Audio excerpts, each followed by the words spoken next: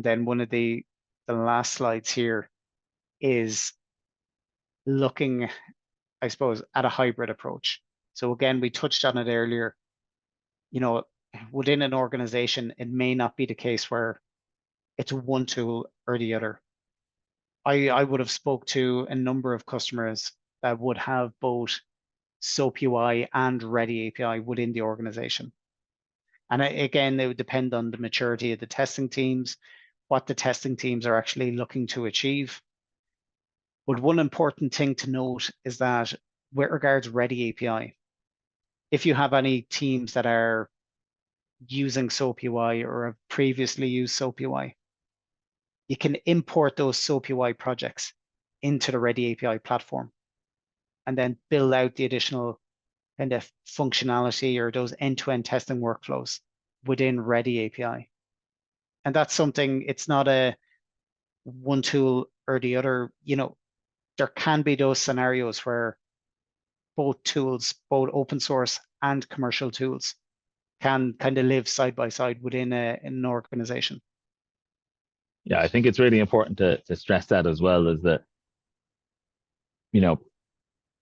doesn't have to be one or the other, right? Like Ready API is set up in such a way, as you said, Adrian, that it can import tests from other tools, including SOAP UI, including Postman. A common tactic I've seen teams use is that you might have, maybe one fixed Ready API license for, let's call them the Swiss Army knife tester, or maybe a more experienced tester on the team, or someone who's more focused on kind of API automation.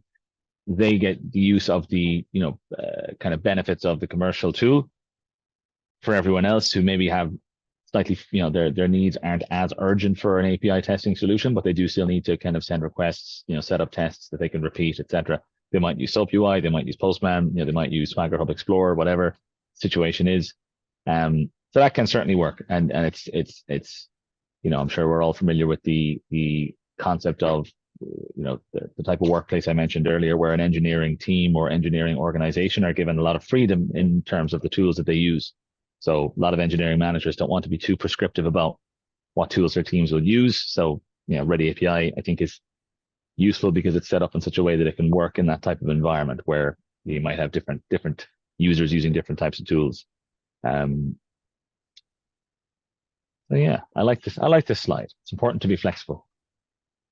Exactly. Yeah.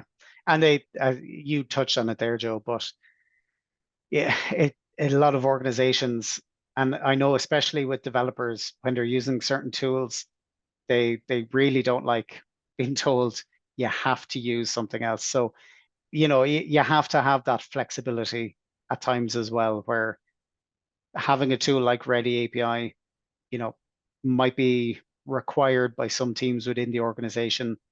And it's crucial that it has those integrations available with the likes of SOAP UI, with the likes of Postman, that can work alongside them.